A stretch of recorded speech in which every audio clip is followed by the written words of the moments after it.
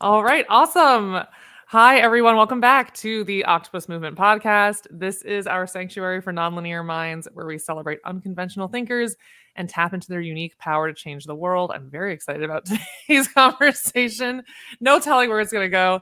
I am your host, Isis Fabian. Thrilled to be here with Dr. Janice Campbell.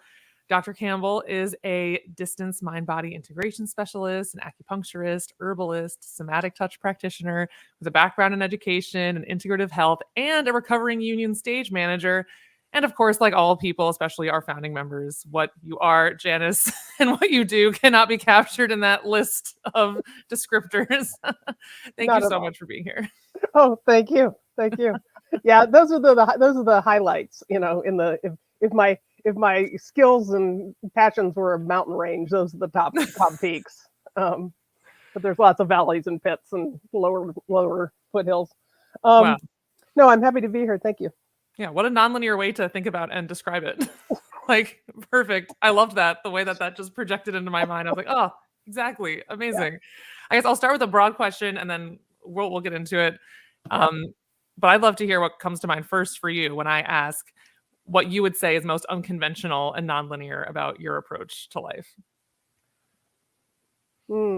That most the word most. All right. I guess it's. I mean, my first response is that I put weird things together and be like, ooh, somebody's like, we need to do this, and I'm like, great, here's these 16 different things from 15 different areas. Here, let's put them all together, and it'll make this thing that'll do that thing. Um, but that's a little vague. So maybe, Not to me. well, but or I mean, it's a bit like, I guess it's the puzzle aspect that you and I briefly talked about before. That um, my first impulse is to see everything as a puzzle Yeah. and how to figure it out and how to pull what appear to be disparate pieces together. Um, and if the puzzle has, I don't know if you do jigsaw puzzles. I don't do a lot of them, but the ones I like are the ones that have what are called whimsy pieces, Hmm. and whimsies are shaped like different things. Oh, yeah. I've seen those. And yeah, and they fit in amongst all these other weird shaped puzzle pieces. And I love the random whimsies and things too. So, and I like the word whimsy. So anyway, Yeah, the puzzle. Let's get into this puzzle idea because it sounds like we have similar forms of nonlinear minds. We've had similar life experiences in terms of being women, being white women, not knowing you're mhm, neurodivergent, masking, not realizing it was masking. Like when you use that language of putting a puzzle together, like that was, my whole life, right? Like social cues and all that. I was just collecting vast amounts of data and being like, apparently this is normal and this is not normal. And when you time a joke this way, it's funny, but when you time it this way, it's not funny. And just like exactly. collecting all of that data and then applying it like rules of a board game or something. I've Mhm, always loved yeah. board games, card games, Yep. learning those. Great way to spend a social situation rather than just small talk. Makes me want to fall Right. asleep, right? So what Yeah. is your what is your kind of, view on masking or approach to that been like, or what have you kind of discovered about yourself and the way that you've coped? Well, I mean, I've always known I was nonlinear. That Yeah. was pretty obvious out of the gate. My whole family is, though, mostly, except for one brother, but somebody had to listen, so that was his job. Um, um, but I didn't. I slowly over the last couple of years, I've discovered that I probably either have dyslexia or convergence insufficiency, which Hmm. I only discovered because my son was secretly thinking he was getting stupider because he wasn't finishing reading books. And then he was looking for a plug-in for his computer, and he ran across a dyslexic font and put it on his computer. And when he first showed it to me, I was like, "Oh, that's a pretty font." I did some design work at one point in my life, and I used to hand letter fonts, and so I admired the font, moved on. Later, he had me read it like a whole page of text on his computer that was in dyslexic, and my whole body relaxed. Mm. And I had three brain cells going, why is this easy? Why am I ingesting this information so fast? Why are we going to get in trouble for this for some reason? Um, and from there found out, so that, and then possibly convergence insufficiency, because, well, that's another conversation. But Then he self-diagnosed himself at the age of 17, 18, a couple months ago, and he wanted to get it checked out to see if he was right. And so he self-diagnosed himself as autistic. And as he was taking the tests and everything, he kept saying to the doctor that he was working with, this sounds like my mother, right? And then as my husband and I are filling out the questionnaires for the parent part of it, my husband keeps looking at me going, looking at you, Campbell. And I'm sitting there thinking, oh my God, how do they know so much about me? So it's only been a couple of months that I've had those words to carry around with me. And what I find really interesting is, because I have approached life, generally speaking, as a big, fascinating, entertaining puzzle, being what other people call masking now, I saw as solving the puzzle, figuring out what the answer was, figuring out what part of me to present to get what I needed to happen. And networking, political skills. That's how I saw it all. And but when I started to try to explain to my son some of these mechanisms that isn't this cool and you can figure it out, he's like, Mom, that's masking. And you're lying. And I'm like, what? No, I'm not lying. I'm just giving people this part of me, because really they don't need all that. So they're not gonna, So it's been kind of a strange thing to I feel very lucky in that I had a very I have not been I can look back and say, oh, there are these stressful situations that have happened in my life that, had I known why my response was the way it was, or why other people's response was the way it was, it could have gone differently. And by and large, from an aerial view, I've had a really lucky life in that, because of meeting everything like a curious puzzle, it's by and large fun. Yeah. Even when it's hard work. And so I don't regret it. It's just it's just a new world with new language to talk about how I move. Yeah. And when you get labeled when you're really young, sometimes that can cause like a feeling of deficiency, or there's something wrong with me. Like, I'm glad I went my formative years thinking I was just really smart. I was like, that's it. I'm just smarter than everybody. They need to get with the program. I'm not as emotional. I'm not sensitive with all these feelings like everybody else. Like, they'll grow up eventually, and then becoming an adult and realizing, like, wait a second, there's something different about me. I am the thing that does not belong. Yeah, I'm the outlier. I got it now. Yeah. Right. Yeah, it's definitely an interesting flip when that lands. It's like, oh yeah, okay. Yeah. Still remember when I figured out passive aggression. This is before I knew and it clicked. I was like, oh, what a wonderful tool. I was like, this is what people have been doing to me my whole life. And I was so confused. People were bullying me in middle school. It was going right over my head. And then I figured it out, and then I started doing it. And then someone was like, that's passive aggressive. I was like, is that what it's called? I just learned how to do it like last month. I just figured it out. And they're like, you're not supposed to do it. You're not supposed to say that. I was like, you're not supposed to do. What are you talking about? You did it yesterday. Everyone's doing it all the time. What the heck? My God, so funny. That's the puzzle making. Yeah, absolutely. Ooh, we'll do it this way then. Yeah, no, I get it. Right. Well, I get it. using that skill set, what would you say is like the North Star of your work, or what is your mission in terms of how you serve and interact with other people? Largely, what I'm doing is I'm helping people remember how to respond to the world the way they did when they were little, assuming they were safe and healthy. Yeah, that's a different conversation. And I do help people who have those kinds of pasts.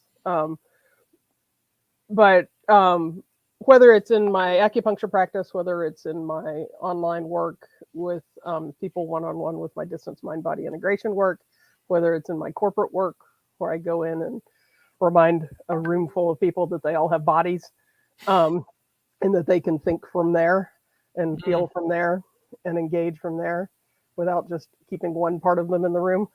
My tagline, which is on the screen, is naming and taming the elephants in the room. The reason I have that is because it's One, I like elephants. I've always liked elephants. And two, because it's not just about being like, hey, here's the problem, or hey, here's the weird thing nobody's talking about, but it's more often than not, those things are pointing to something that will affect positive change. Yeah. You just need to be able to tame it. You need to make friends with it. And actually on my website, I have a picture of an elephant, and he's got an African gray parrot sitting on his trunk. And that he's sort of my unofficial logo. He's a public domain image. But I love the fact that it's like taking the idea of wisdom and community and belonging that the elephant represents and having it lead and connect to, through his trunk, to curious communication and connection. And that's sort of what I do. It's leading people back to being fully human in their bodies and hearts, and also realizing that this whole division of body, mind, spirit is an artificial delineation. It's just different layers of density. Right.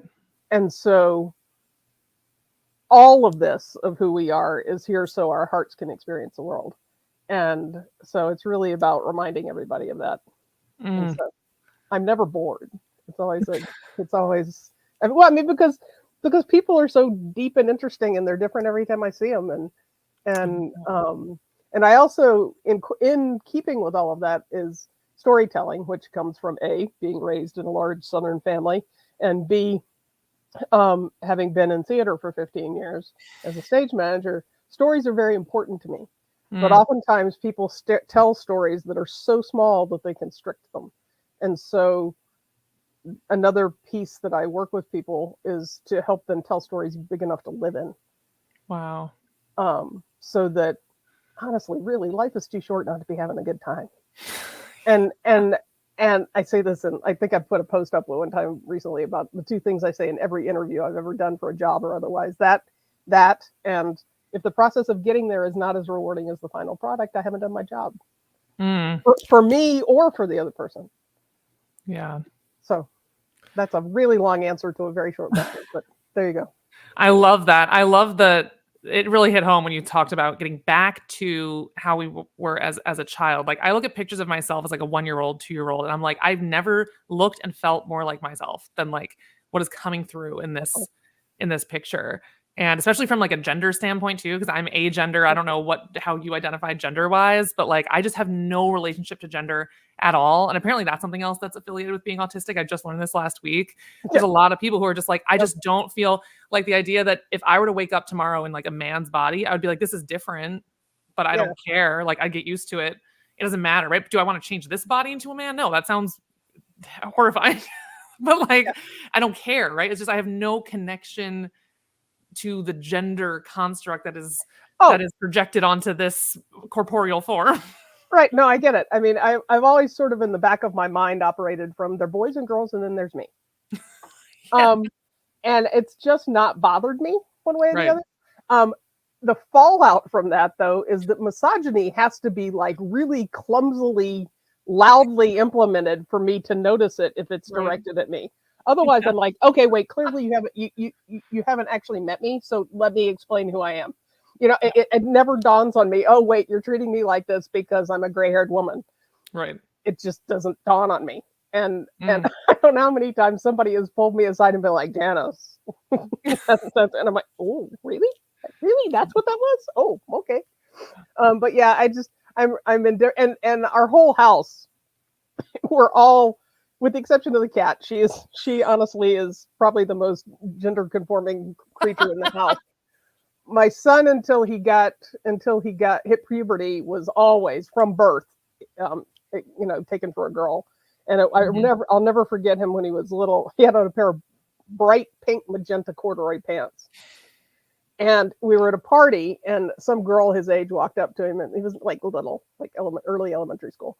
And she said to him, are you a boy or a girl? Because his hair was also really long and curly.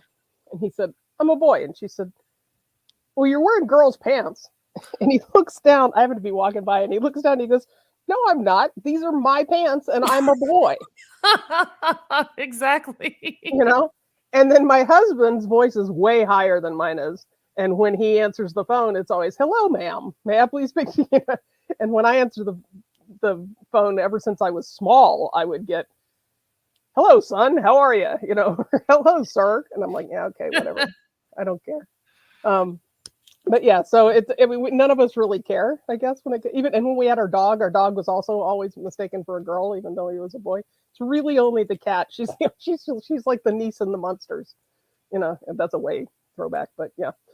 Um, Oh my gosh. Yeah. And so, I mean, when I was a baby, my parents had to stop putting me in dresses and stuff because people would come up to them and be like, "You can't dress him like that. You shouldn't do that to him." So I was totally bald and I had like 2 teeth and I was huge and just like looked ridiculous. So they just started dressing me like a boy. Then my brother was born. Then they were buying boy clothes for me to pass on to him. And just like, I look back at these pictures, I'm like, this totally androgynous, bald dough ball. yeah. Like, that is how I feel inside, you know? And it's the Mhm. same thing, like you talk about like experiencing misogyny and like sexism, like the number of times, I'm sure this happened to you a lot, especially when you were younger, you're just having a conversation with someone, then all of a sudden they're like hitting on you or trying to make out with you or something. You're like, oh my God, because this person thinks I'm like a woman, like so weird.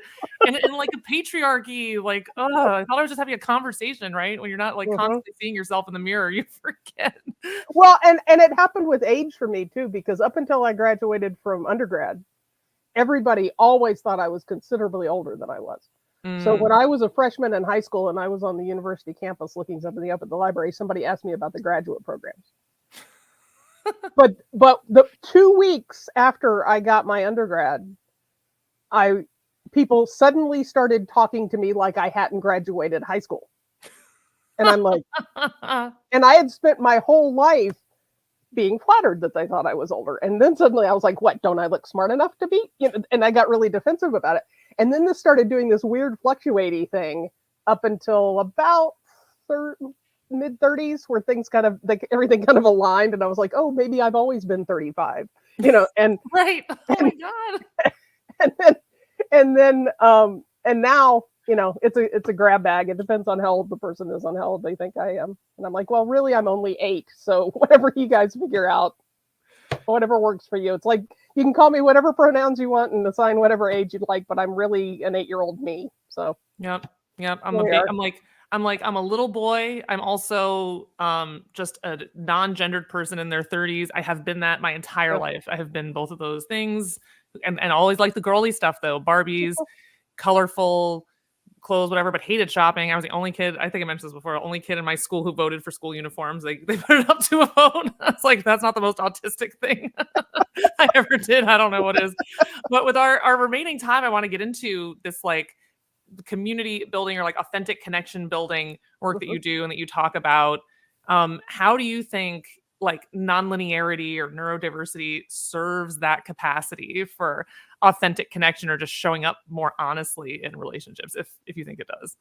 Well, I mean, I think I say it every time anybody asks me anything about this, is that I've never met a linear 2-year-old. Hey, And we wow. all start out of the box. Mm. And then we either crawl into boxes because they're comfortable, or we think they're pretty or we want to live there, or we get shoved into boxes because people don't understand us and they're trying to figure out, or, anything along that spectrum, right? It can be super traumatic and can be accidental, like whatever. But we end up in a bunch of boxes and we end up believing the stories that other people tell about us. And then we start telling stories about ourselves. And then we all get cramped up in there and wonder why we're unhappy. And so part of the community building that I do, and part of the way that I deal with people when I work with them individually or in groups, is about bringing everybody back into their bodies completely, so Mhm. that they're aware of how deeply human they are. Mm. And then if you know how deeply human you are and that you have a body, suddenly you can't help but know that everybody else is, in some ways. And it begins to break down the walls of some of those boxes and some of those things that separate people in a way. It's like, I was talking to a friend of mine who works in DEIB work, and I told her, in fact, we were talking about this yesterday. I told her, I said, I'm doing like stealth belonging work all the time, getting people to belong with themselves so that they can let other people belong with them too. Mm. Um, and that's really, when it comes to the corporate work particularly, that's really, really my jam, because I want to I want to infiltrate that sort of rarefied, compartmentalized world with deep humanness, Oh, and see how it goes. Another puzzle I'm trying to figure out. Right? yeah, and a hard one. I mean, I will say I think one of the saddest things I discovered about my own masking was that severance of like the mind and body just to survive, like cope with, chaotic situations and whatnot. I was a couple weeks ago waiting for a friend at a super chaotic brunch place, and there's like nowhere to stand, and it was really loud, and didn't know, and you just like order at the counter and then bring the little card with you. Yep. And there were no open tables, and I couldn't take a table until I did the order. And then there's a long line, and my friend's not there yet, and blah, blah, blah, like all these things that just like totally suck when you're autistic. And I was really sitting there being like, wow, like my mind is so not in this room. Like I have like totally left my body to survive this situation, and it took me, a long time to realize how much I was doing that. And now like being pregnant and having to get back in touch with my body and bringing, a child who very well could be neurodivergent, into the world. I don't want them to have to do that. And I didn't realize, how often I was leaving my body or not in touch with what's happening physiologically because of that coping. Yeah. My son, has been designing a board game for the last several years and has been going to board game conventions recently, presenting, getting a lot of good feedback and courting some publishers. And he he sat at a table and had people playtesting his game and whatnot all day a couple weeks ago. And it was a 4-day event. And he came home that night, and the next morning he's like, I'm not going back. I can't. Because he insisted on going by himself and not taking anybody with him. Yeah. And then we're like, you really should take somebody with you. He's like, nope, doing this myself. Okay, great. And he was like, I'm overwhelmed. I need to not talk to anybody. And he crawled into his room and hid for a day. But the next morning, when he was supposed to have the table again, he comes in to talk to me about it. And I said, Deacon, you don't have to eat the whole elephant. It's not, you just have to, I said, you need playtest it once, put a sign on the table, say, I'll be back, walk outside, listen to the birds, put your headphone on, eat something, get something to drink, regulate yourself, then go back in. You don't have to do the whole thing, start to finish like that.